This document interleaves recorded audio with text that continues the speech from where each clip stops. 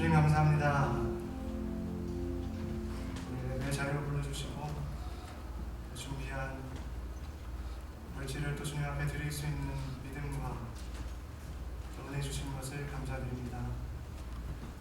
주님의 삶의 모든 것이 참으로 주님께로부터 오는 것인데 우리 믿음으로 또 감사한 마음으로 주 앞에 드린 이 헌금을 통하여서 주님의 나라를 확장하는데 귀하게 쓰임 받을 수 있도록 주님 인도하여 주시옵소서. 주님의 말씀을 듣습니다.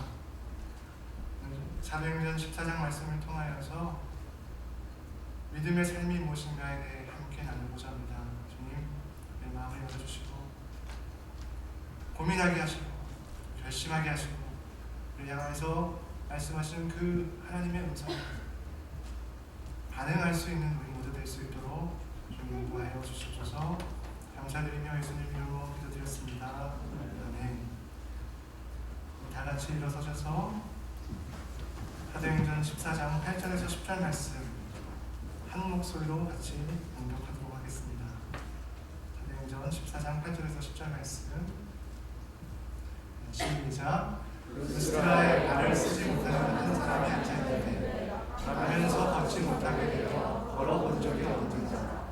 바울이 말하는 것을 듣고는 바울이 주목하여 구원받을 만한 믿음이 그에게 있는 것을 보고 큰 소리로 이르되 내 발로 바로 일어서라 하니 그 사람이 일어나 걷는 자.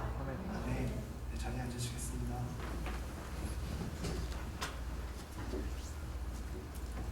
지난 주일 사도행전 13장 말씀에서 살펴보았던 것처럼 이방인의 도시인 안디옥 그곳에 세워진 교회를 통해서 본격적으로 이방인 전도의 사역이 펼쳐집니다.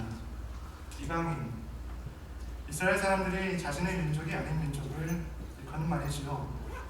예수님께서 부활하신 후 하늘로 올라가실 때 제자들에게 명하신 것처럼 복음은 예루살렘에서부터 시작하여서 예루살렘 주위에 있는 유대 지역으로 전파되었고 이제 이방인들을 향한 본격적인 복음 전파가 시작된 것입니다.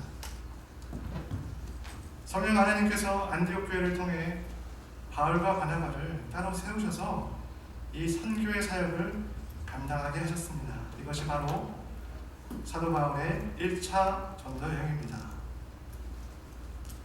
사도행전 13장에 보면 지중해 바다 한가운데 있는 섬 구브로, 오늘날로 키프로스 또는 사이프러스 섬이라고 불리는 그곳에서 바울 사도와 바나바가 복음을 전하였고 또 이어서 비시디아 안디옥이라고 하는 곳으로 가서 복음을 전하였습니다. 오늘 함께 읽은 사도행전 14장 그 전에 보면 이제 1절과 8절의 말씀을 보면 바울과 바나바가 비시디아 안디옥을 떠나서 이고니온이라고 하는 곳으로 갔고 또한 이고니온을 떠나 루스트라와 더베 그 근방으로 가서 복음을 전하였다고 14장에 기록되어 있습니다. 신약 성경을 읽다 보면은 참으로 가련한 삶을 살아가는 사람들을 많이 만나게 됩니다. 귀신 들린 사람, 불치의 병을 가지고 있는 사람, 나면서부터 맹인인 사람, 나면서부터 걷지 못하는 사람. 오늘 읽은 사도행전 14장 8절 말씀 또한 그러한 사람 한 명을 소개하고 있습니다. 14장 8절 말씀에 보면 루스트라에 발을 쓰지 못하는 한 사람이 앉아있는데 나면서 걷지 못하게 되어 평생 걸어본 적이 없는 사람이라고 기록되어 있습니다. 무슨 이유 때문에 이 사람이 나면서부터 걷지 못하게 되었는지 또 일평생을 걷지 못하게 되었는지 참 딱한 그런 사람입니다. 성도님들 중에 내가 걸을 수 있다는 것이 너무 감사하다 이런 고백을 해보신 분 있으신가요? 당연하다고 생각해서 당연하다는 생각조차 아마 하지 않는 그런 걷는 일, 그러나 다리를 다치거나 어떤 이유로 상당 기간 걸음을 못 걷게 되면 걸을 수 있다는 것이 참으로 감사한 일구나 이렇게 깨닫게 됩니다. 9절에 보니까 바울이 말하는 것을 듣거늘이라고 기록되어 있습니다. 나면서부터 걸어본 적이 없는 이 가련한 사람, 바울이 말하는 것, 즉 복음 전하는 것을 들었습니다. 그런데 어찌된 일인지 바울 사도가 그 사람을 주목하였습니다. 그리고 9절 하반절에서 10절까지를 보니까 바울이 주목하여 구원받을 만한 믿음이 그에게 있는 것을 보고 큰 소리로 이르되 내 발로 바로 일어서라 하니 그 사람이 일어나 걷는지라 라는 놀라운 사건이 기록되어 있습니다. 성도님들, 이 사건 왠지 좀 친숙하다는 생각이 드시지 않습니까? 그래서 들어본 듯한, 뭔가 기억이 나는 듯한 그런 사건이지 않습니까? 네, 맞습니다. 사실 사도행전 3장에 보면 상당히 비슷한 사건이 기록되어 있습니다. 바로 사도 베드로와 요한이 성전에 올라가다가 밀문이라고 하는 성전문 앞에서 구걸하고 있는 나면서부터 못 걷게 된 사람을 만나게 됩니다. 제가 사도행전 3장 4절에서 8절까지 말씀을 읽어보겠습니다. 베드로가 요한과 더불어 주목하여 이르되 우리를 보라 하니 그가 그들에게 무엇을 얻을까 하여 바라보고는 베드로가 이르되 은과 금은 내게 없거니와 내게 있는 이것을 내게 주노니 나사렛 예수 그리스도의 이름으로 일어나 걸으라 하고 오른손을 잡아 일으키니 발과 발목이 곧 힘을 얻고 뛰어 서서 걸으며 그들과 함께 성전으로 들어가면서 걷기도 하고 뛰기도 하며 하나님을 찬송하니. 성경은 어떻습니까? 비슷하지 않습니까? 3장은 베드로와 요한, 14장은 바울과 바나바 두 사람이 등장합니다. 3장과 14장은 모두 나면서부터 못 걷게 된 사람이 등장을 하고요. 또 3장과 14장 모두에서 그 사람이 놀라운 기적을 경험하는 그런 사건이 기록되어 있습니다. 왜 이런 비슷한 사건이 사도행전에 두 곳에 기록되어 있는 것일까요? 누가복음의 저자인 누가 왜 이런 사건을 두 군데에 기록한 것일까요? 저자가 깜빡한 것일까요? 아니면 에세이를 쓸 때 정해진 분량을 채우려고 있는 이야기 없는 이야기 다 끄집어내서 이렇게 채우는 그런 시도였을까요? 저는 오늘 사도행전 14장 8절에서 10절의 그 짧은 단락을 통해서 믿음이 무엇인가에 대해 함께 말씀을 나누고자 합니다. 믿음이란 무엇입니까? 믿음이란 주님을 바라보는 것입니다. 9절에 보니 바울이 말하는 것을 듣거늘 바울이 주목하여 구원받을 만한 믿음이 그에게 있는 것을 보고 라고 기록되어 있습니다. 사도행전 3장에 나오는 베드로와 요한이 걷지 못하는 사람을 만나는 장면은 상당히 개인적이고 직접적인 만남으로 그려지고 있습니다. 베드로와 요한이 자신의 앞을 지나갈 때 이 걷지 못하는 그 사람 구걸을 하였습니다. 한 분 도와주세요 이렇게 구걸하였겠죠. 그렇게 하였을 때 베드로와 요한은 그를 주목하였다고 기록되어 있습니다. 그런데 오늘 우리가 읽은 사도행전 14장에서 만나는 걷지 못하는 사람, 여러 사람들이 있는 무리에 속해져 있는 그런 사람들 중에 한 명이었을 것입니다. 사도행전 14장에서 바울이 복음을 전하고 있는 그 장소는 우리 교회와 같이 어떤 구별되어 있는 그런 공간이 아니고요. 사람들이 다른 볼 일이 있거나 아니면 특별한 일 없이 제법 모여있는 그런 장소가 아니었을까요? 아마 완전히 개방되어 있는 그런 공간이었을 것입니다. 그러한 장소에서 바울이 말하였습니다. 예수 그리스도의 복음을 전한 것입니다. 그런데 9절에 보니까 그 걷지 못하는 사람이 바울이 말하는 것을 들었다고 묘사되어 있습니다. 그리고 바울이 그러한 그를 주목하였습니다. 많은 사람들이 그곳에 있었고 바울의 이야기를 듣고 있는 사람이 그 걷지 못하는 사람 한 사람이 아니었을 것입니다. 그런데 왜 바울은 그 사람을 주목하였을까요? 그 사람의 외모가 어떤 사람의 눈을 끌만한 어떤 특별함이 있어서였을까요? 아니면 너무 떠들어서 주목하였을까요? 선생님이 주목하는 학생 어떤 학생입니까? 물론 너무 떠드는 학생도 주목을 하시겠지만 열심히 귀 기울이는 학생 주목하게 됩니다. 제가 예전에 학생들 가르칠 때 강의실에 60명에서 70명 정도 되는 학생들이 수업을 들었습니다. 학기가 지나가다 보면 자연스럽게 얼굴을 익히게 되는 것 같습니다. 그런데 아무래도 열심히 강의를 듣는 학생의 얼굴이 조금 더 기억이 잘 되었던 것으로 생각이 됩니다. 물론 시험을 보고 채점을 하다 보면 열심히 듣는 것이 꼭 잘 이해를 하고 있구나라는 것은 아니다 라는 것을 깨닫고 내가 잘못 가르쳤구나 하면서 스스로 이렇게 자책하곤 했지만 열심을 내는 사람에게 눈이 가는 것 자연스러운 일입니다. 그런데 흥미로운 것은 구절에 보니까 바울이 주목하여 구원받을 만한 믿음이 그에게 있는 것을 보고라고 기록되어 있다는 것입니다. 여기에 사용된 헬라어 원문의 단어를 문자적으로 번역하면 구원받을 만한 믿음이 맞습니다. 그런데 조금 더 구체적으로 생각해보면 고침받을 만한 믿음이라고 번역할 수도 있을 것입니다. 구원받을 만한 믿음, 고침받을 만한 믿음, 그 믿음은 어떤 믿음일까요? 여기서 우리는 자연스럽게 다음과 같은 질문을 해볼 수도 있습니다. 그렇다면 구원받지 못하는 믿음도 있다는 말일까요? 누구나 자신에게 있는 문제를 해결을 막기 원하고 자신이 처한 어려움으로부터 탈출하기를 원합니다. 그런데 모든 사람이 그러한 기적을 경험하는 것은 아닙니다. 어떻게 이 사람은 구원받을 만한 믿음을 가지게 되는 것일까요? 또 바울은 그 사실을 어떻게 알게 된 것일까요? 평생을 한 번도 걸어본 적이 없는 사람이 어떻게 걷는 것을 꿈꾼단 말입니까? 이것은 믿음이 아니라 정신 나간 소리처럼 들릴 것입니다. 그것은 가능하지 않은 일인 것입니다. 걷는다는 것은 어떤 것일까? 한 번만 걸어본다면 소원이 없겠다.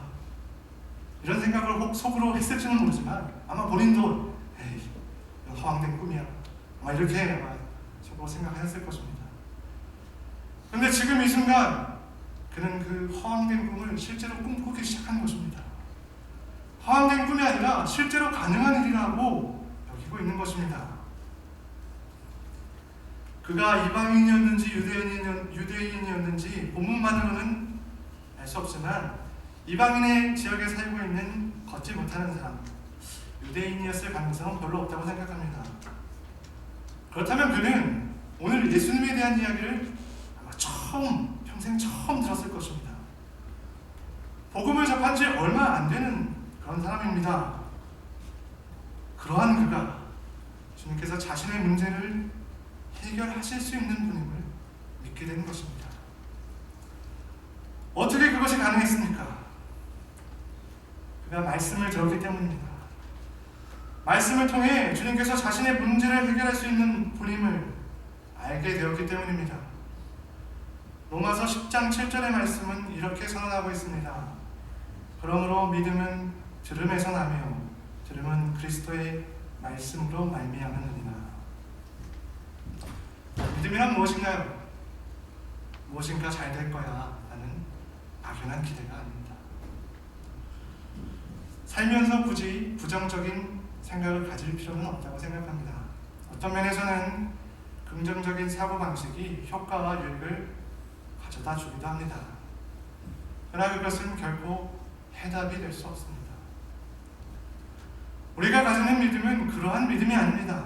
내가 소망하는 것, 내가 기대하는 것이 이루어질 것임을 믿는 것이 아니다. 온 만물의 창조자시며 능치 못한 일이 없으신 주님께서 원하신다면, 허락하신다면, 주님의 뜻이라면 이루어진다는 믿음입니다. 주님께서 우리에게 주시는 말씀에 근거한 믿음인 것입니다. 대학부 전도사로서 저는 대학부 젊은 친구들의 이야기를 듣고 함께 고민할 수 있는 특권을 누리고 있습니다. 저랑 나이 차이가 얼마 나지 않기 때문에 굉장히 공감하면서 들을 수 있는 그런 이야기들입니다. 오늘 우리 대학부 친구는 한 명의 이야기를 나누고자 합니다. 물론 본인에게는 전혀 동의를 받지 않았지요. 저에게 무슨 이야기를 하실 때는 기사화될 수 있다는 사실을 염두에 두시면서 하셔야 될 것 같습니다. 이 친구는 자신이 여기서 공부를 시작할 때 자신이 공부를 잘 해낼 수 있을 거라는 생각을 하지 않았다고 합니다. 근데 교회에 나오게 되고 이곳에서 신앙생활을 하게 되면서 하나님께서 자신에게 공부할 목적을 알게 해 주셨다고 합니다. 그리고 나니 자신도 신기하게 생각될 정도로 공부하고 있는 자신의 모습을 발견하게 되었다고 합니다. 올해 대학들의 트랜스퍼 지원 결과가 이제 다 나온 것으로 알고 있습니다. 사실 이 시기는 원서를 쓴 사람들, 또 원서를 쓴 사람들의 친구들도 다 조심스러워하는 그런 시기입니다. 희비가 교차되기 때문입니다. 제가 앞서서 이야기한 그 친구, 주님의 은혜 가운데 좋은 학교에 합격을 하였습니다. 아마 몇 년 전에는 꿈도 꾸지 않은 일이 아닐까 생각이 됩니다.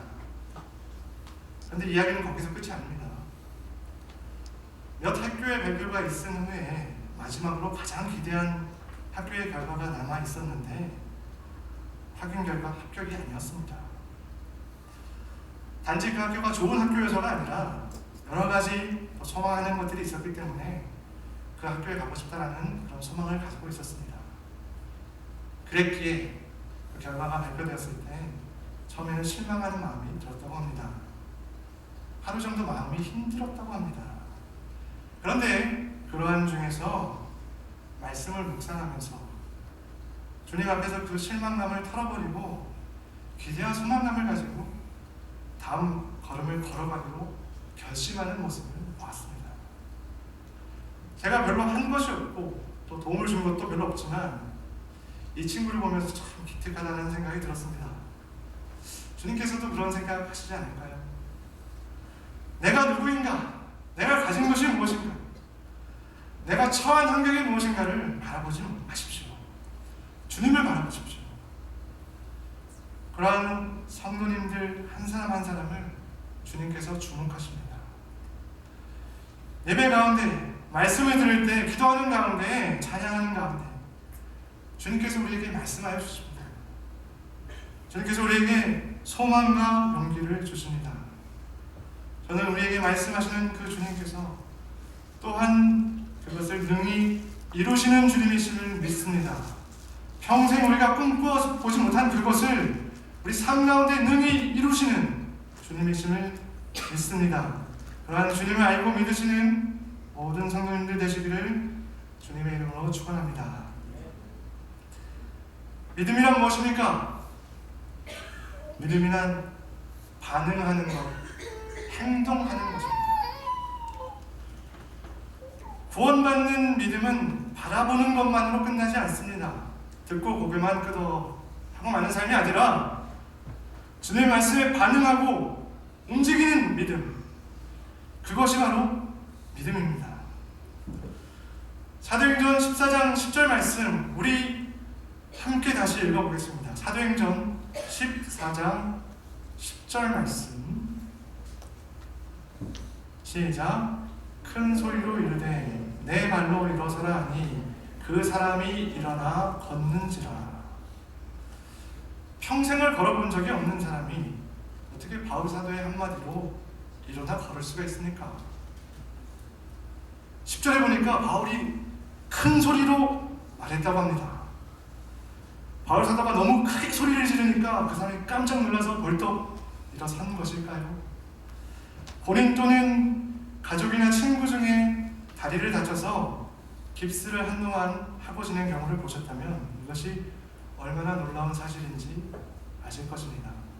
참 여러분들, 저희 무식을 한번 자랑해보면 깁스는 원래 독일어의 일본식 발음을 한국식 발음으로 붙인 것이라고 합니다. 영어로는 캐스트. 네. 최근에 알았습니다. 저희 집 첫째 가은이가 5년 전쯤에 다리를 다쳐서 깁스를 하고 약 2달간 휠체어를 타고 다닌 적이 있습니다. 제 생각에는 참 불편해 보였는데 휠체어를 타고 굉장히 좋다고 하면서 학교를 다니더라고요. 또 학교 친구들도 한 번씩 막 태워주면서 서로 좋다고 막. 근데 시간이 지나서 다 나온 후에 깁스를 풀고 걸음을 이렇게 걷게 되는데 이 녀석이 걷지를 못하는 것입니다. 처음엔 좀 놀랐습니다. 또 지켜보고 있으니까 우스운 생각도 들고 참 한편으로 신기한 생각이 들었습니다. 이게 이미 걸음을 걷는 사람도 안 걷다 보면은 걸음을 못 걷게 될 수도 있구나라는 생각이 들었습니다. 물론 곧 다시 걷게 되었지만 말입니다. 그런데 사도행전 14장에서 만나는 사람 바울 사도의 말에 즉각 일어나 걸었습니다. 한글 번역에는 그냥 일어나 걷는지라 라고 되어 있지만 헬라어 원문과 영어 번역을 보면 걷는지라 하는 동사 전에 jumped up이라는 동사가 더 있습니다. 그러니까 부들부들 떨면서 이렇게 일어난 것이 아니고 겨우 다리를 펴는 것이 아니라 벌쩍 뛰어오는 것입니다. 벌떡 일어난 것입니다. 이 장면 사도행전 3장과 조금 다릅니다. 사도행전 3장 6절에서 보면 베드로가 이르되 은과 금은 내게 없거니와 내게 있는 것으로 이것을 내게 주노니 나사렛 예수 그리스도의 이름으로 걸으라 하고 오른손을 잡아 일으키니 발과 발목이 곧 힘을 얻고 뛰어 서서 걸으며 그들과 함께 성전으로 들어가면서 걷기도 하고 뛰기도 하며 하나님을 찬송하니 라고 기록되어 있습니다. 그런데 사도행전 14장 10절에서 바울 사도는 이렇게 말합니다. 내 발로 바로 일어서라. 다른 사람 도움 없이 너의 발로 지금 바로 일어서라 라고 말하고 있는 것입니다. 오른손으로 잡아 일으켜 세우는 것과 자신의 발로 일어서는 것 어느 것이 더 어렵습니까? 성도님들 너무 기적에 익숙해지신 거 아닙니까?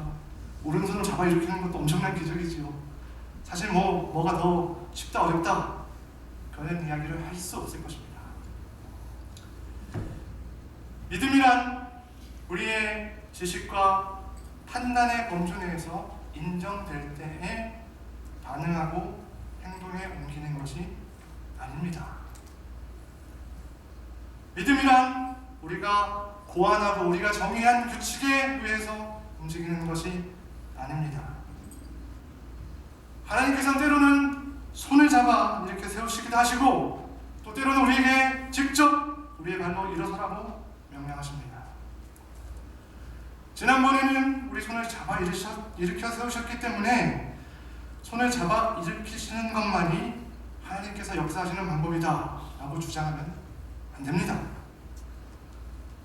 하나님께서 우리에게 주신 지적 능력 또 합리적으로 사고하는 능력을 사용하지 말라는 이야기가 아닙니다.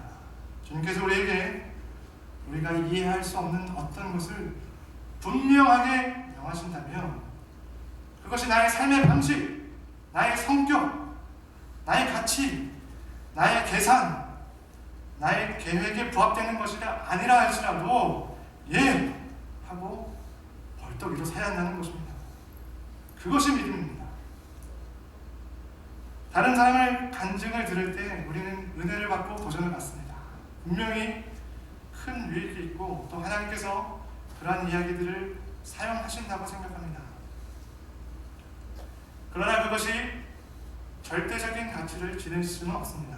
누가 이렇게 저렇게 해서 복을 받았다더라, 문제 해결을 받았다더라 하는 이야기가 절대적인 규칙이 될 수 없다는 것입니다. 물론 그 이야기 속에서 하나님께서 성경 말씀을 통해 주시는 진리의 내용, 진리의 적용을 발견하게 된다면 분명히 우리는 그 이야기에 귀를 기울여야 할 것입니다. 간증을 듣지 마세요. 뭐 이런 이야기가 아닙니다. 다른 사람의 신앙에만 기대지 말고 하나님이 나에게 또 우리 공동체에 무엇이라 말씀하시는가에 귀를 기울여야 한다는 말씀을 드리는 것입니다. 물론 다른 사람과 다른 공동체에게 하신 말씀을 나와 우리 공동체에게도 동일하게 하실 수도 있습니다. 그 음성을 우리가 들을 때 그것이 도저히 불가능해 보이는 일이고 말도 안 되는 일이라 할지라도 순종해야 하는 것입니다. 그렇다면 우리가 이러한 믿음의 삶을 살아가는 이유는 무엇입니까? 믿음으로 행해서 내가 성공하고 내가 잘 먹고 잘 사는 성공 스토리를 쓰는 것이 우리의 목적이 아닙니다. 우리가 믿음으로 걸어가는 것, 주님께 영광 돌려드리는 삶을 살기 위함입니다. 하나님께서 우리의 성공을 통해 영광 받으실까요? 네, 받으십니다. 그러나 한 가지 단서가 붙습니다. 하나님의 뜻대로 이룬 성공을 통해 영광을 받으십니다. 그렇다면 하나님께서 우리의 실패를 통해 영광을 받으실까요? 네, 받으십니다. 그것이 하나님의 뜻대로 얻게 된 실패라면 그것을 기뻐하시고 그것을 통해 영광을 받으십니다. 아니, 전도사님, 하나님께서 우리의 실패를 통해 영광을 받으신다고요? 어떻게 그러실 수가 있습니까? 성도님들, 예수님께서 이 땅 가운데서 실패하셨습니까? 성공하셨습니까? 오랫동안 공을 들여 제자를 키우셨건만 그 중에 한 사람은 스승을 은 30세겔, 즉 노예 한 사람의 값어치를 받고 배반해버렸습니다. 사람들에게 잡히시던 그 순간 제자들은 모두 도망갔고, 또 그 중에 수제자라는 사람, 나는 예수를 모른다 조주하고 맹세하였습니다. 수많은 병자들을 고치시고 귀신들을 쫓아내시고 천국의 비밀을 가르치셨지만 십자가에 달려 돌아가시는 수치스러운 죽음을 당하셨습니다. 그 다음에 부활하시지 않았냐고요? 네, 맞습니다. 그러나 죽음이 있었기에 부활이 있습니다. 이스라엘 사람들이 보기에 실패한 것 같이 보이는 그 십자가를 통해 예수님께서 영광 받으시고 하나님 아버지께 최고의 영광을 돌려드리신 것입니다. 전사님, 그런데 하나님의 뜻밖에 있는 성공이나 실패는 어떻게 되는 것입니까? 라는 의문이 드시는 분이 있으십니까? 글쎄요, 왜 하나님의 뜻밖에서 성공이나 실패를 하려고 하시나요? 주님의 뜻을 따라가는, 그렇게 살아가는 삶보다 더 안전한 삶은 없습니다. 그것이 우리의 삶에 실패나 어려움이라는 것은 존재할 수 없다라는 그런 이야기를 의미하지는 않습니다. 하나님께서 우리의 아버지가 되시고 주님께서 우리의 선한 목자가 되시기에 믿음의 걸음을 걸어갈 수 있다는 말씀을 드리는 것입니다. 우리의 삶에 일어나는 기적을 통해 우리가 영광을 받게 된다면 그것은 매우 슬픈 일일 것입니다. 사도행전 3장 12절에 보면 베드로가 자신들이 행한 기적에 놀라는 이스라엘 백성들을 향해 이렇게 이야기합니다. 이스라엘 사람들아, 이 일을 왜 놀랍게 여기느냐? 우리 개인의 권능과 경건으로 이 사람을 걷게 한 것처럼 왜 우리를 주목하느냐? 오늘 읽은 사도행전 14장에 보면 바울이 행한 놀라운 기적을 보고 루스드라 사람들이 11절에서 이렇게 이야기합니다. 우리가 바울이 한 일을 보고 루가오니아 방언으로 소리질러 이르되 신들이 사람의 형상으로 우리 가운데 내려오셨다 하며, 뒤이어 12절과 13절에 보니까 이 사람들은 말만 그렇게 한 것이 아니고 즉각적으로 반응하고 행동합니다. 바나바는 제우스라 하고 바울은 그 중에 말하는 자이므로 헤르메스라 하더라. 시외 제우스 신당의 제사장이 소와 화음을 가지고 대문 앞에 와서 우리와 함께 제사하고자 하니, 무슨 말입니까? 바울과 바나바가 행한 그 기적을 보고 그 동네 사람들이 와, 신이다, 신이 인간 가운데 오셨다, 우리 빨리 가서 제사 드리자, 그러면서 다들 몰려왔다는 것입니다. 바울과 바나바가 이들의 반응을 보고 깜짝 놀라서 옷을 막 찢고 그렇게 못하던 말이었습니다. 우리는 기적 자체나 기적의 통로가 된 사람들에게 집중해서는 안 됩니다. 기적을 일으키시는 하나님, 기적 가운데 역사하시는 하나님, 그 하나님께 마땅한 영광을 돌려드려야 하는 것입니다. 그런데 저는 한편 이 루스드라 사람들의 반응을 보면서 도전을 받습니다. 나면서 걷지 못하는 자를 일으켜 세운 기적을 보며 신들이 사람의 형상으로 우리 가운데 내려오셨다 말하면서 즉각적으로 반응하는 그들, 이 땅에 온전한 사람으로 오신 하나님의 아들 예수, 수많은 기적을 행하시고 십자가에 죽으시고 부활하신 주님께 우리는 합당한 영광을 돌려드리는 삶을 살고 있습니까? 우리의 삶이 세상이 인정하는, 사람들이 인정하는 그러한 삶이 아니라 할지라도, 혹시 가난할지라도, 혹 어려움을 겪을지라도, 실패할지라도 믿음을 따라 걸어가는 발걸음을 통해 주님 기뻐하시고 영광 받으십니다. 이러한 믿음의 발걸음을 통해 주님께 영광을 올려드리는 모든 성도님들 되시기를 주님의 이름으로 축원합니다. 제가 말씀을 준비하면서 자주 고민하게 되는 부분은, 과연 나는 이 말씀에 합당한 삶을 살고 있는가라는 질문입니다. 물론 제가 여기서 서서 말씀을 전하는 것 어떠한 자격이 있어서가 아니라 주님께서 세워주셨고 주님의 은혜로 하는 것이기에 담대한 마음을 가지고 여기 섭니다. 그러나 이번 말씀을 준비하면서 더 두렵고 떨리는 마음이 있었습니다. 제가 잘해서, 저는 이런 것을 이미 잘하기 때문에 여러분에게 전하는 것이 아닙니다. 어쩌면 저에게 필요해서, 그리고 정직하게 고백하고 성도님들과 함께 나누라고 이 말씀을 준비하게 하셨는지도 모르겠습니다. 이 시간 다같이 일어서셔서 함께 찬양하기 원합니다. 마지막에 같이 불렀던 전능하신 나의 주 하나님, 함께 찬양하시겠습니다.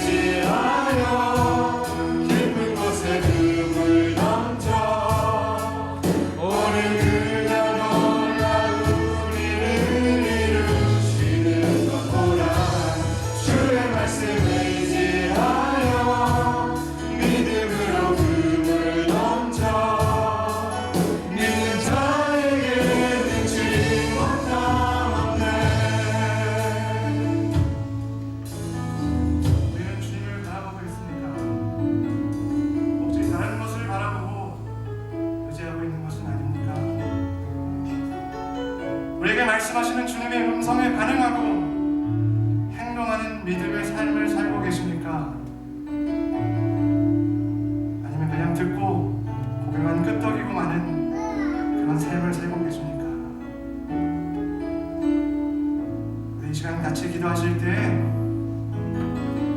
주님께 영광 돌려드리는 믿음의 삶을 살게 하여 주시옵소서. 주님, 나의 믿음 없는 것을 불쌍히 여겨주시고 주님 기뻐하시는 믿음의 사람으로 살아갈 수 있도록 나의 삶을 붙들어 주시고 인도하여 주시옵소서.